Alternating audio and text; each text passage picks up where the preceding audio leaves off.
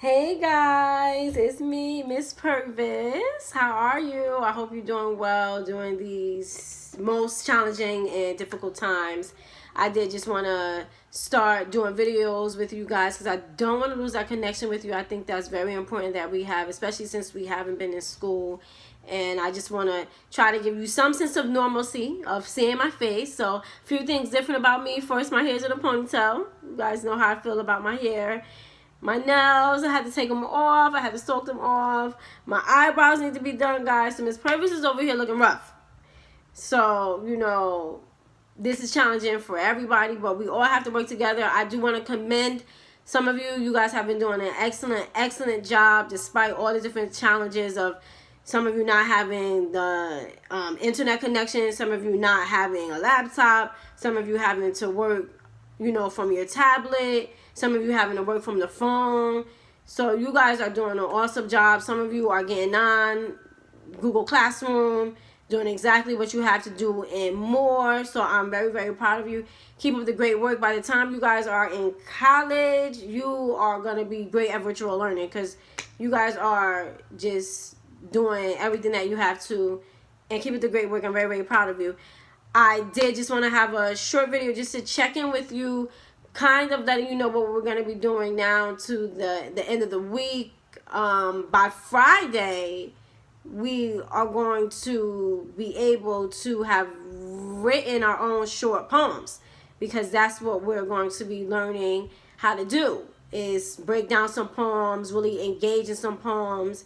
And I picked about 3 poems. I picked 2 from Langston Hughes, and I did pick one from Robert Frost, and they're just different short poems, nothing too long. Of course, each poem has a theme, each poem has a tone or a mood, and I want you guys to be looking for that while you're reading the poems and while we're working on different activities for the poems. And I want you guys to start thinking about some different themes or some different moods of poems that you will want to write. And I want us to try to focus on how have we been feeling since we've been home during this whole pandemic with the coronavirus, with the virtual learning. What type of feelings are you feeling? How is it different? Is it something that you like? Is it something that you don't like? So I want you guys to really think about that so we'll be able to write and fully draft our poems. But when learning about poetry, it is National Poetry Month. That's one of the reasons why I want to do that.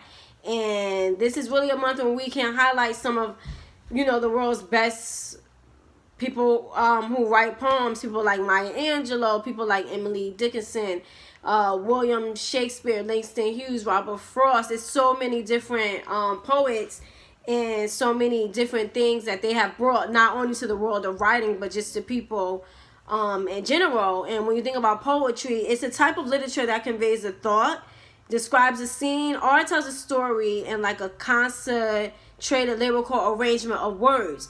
Poems can be structured, which means poems can rhyme, or poems can be free form, which means poems don't have to rhyme. So just remember, when writing poetry, it doesn't always need to rhyme. It does need to make sense. You want the writer to kind of understand what you're saying when you're writing it. So you do want it to kind of make sense. But I'm going to be honest, there have been some poems that I've read and I'm like, what? I don't understand it. But sometimes that's okay. That's not a bad thing. When writing poems, you have to know that every poem has something we call stanzas. And stanzas is a group of lines that form a poem.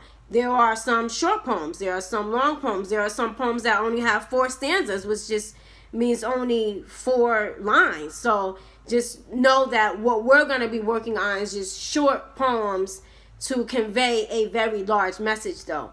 And there are different types of poems. The first poem that we have is called a blank verse, and a blank verse of poetry, it does not rhyme. There's also something called a rhyme poetry. Obviously, that's poetry that rhymes. Feel free to take notes at any point. You can stop, take a note, rewind it, go back. So at any point, feel free to take notes.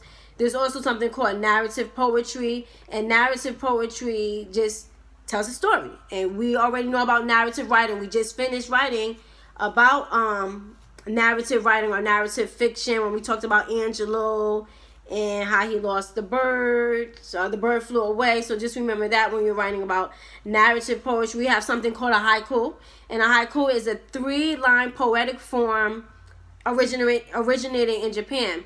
And the first line has 5 syllables, the second line has 7 syllables, and the third line again has 5 syllables. That's what a haiku is. It's just different poems that has different number of syllables for each poem.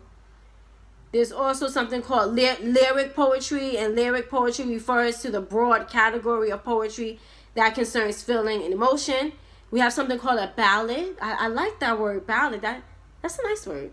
Ballad is a ballad and is a form of narrative verse that can be either poetic or musical. And one other type of poem is called a soliloquy. And a soliloquy is a monologue in which a character speaks to him or herself, expressing inner thoughts that an audience might not otherwise know. So those are the different types of poetry. The ones I think that we're going to focus more on is the narrative poetry and also the short poetry. We're not going to do anything too long. We're going to have like short lines and different shorter stanzas.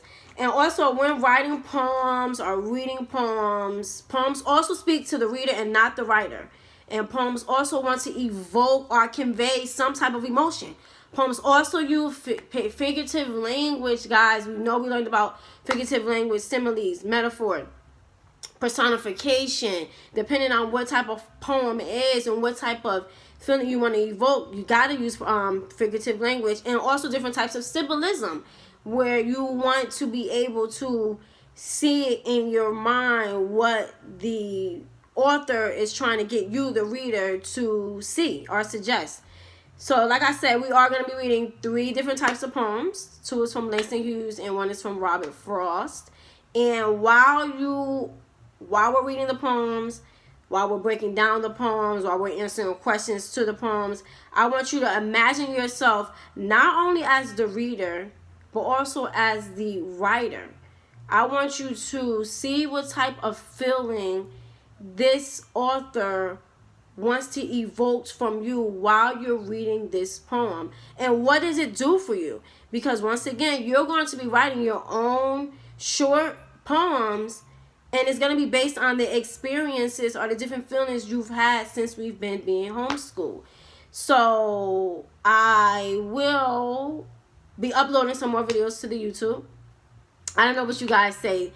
Subscribe, like, comment, all that different stuff. Yeah, you gotta do all that.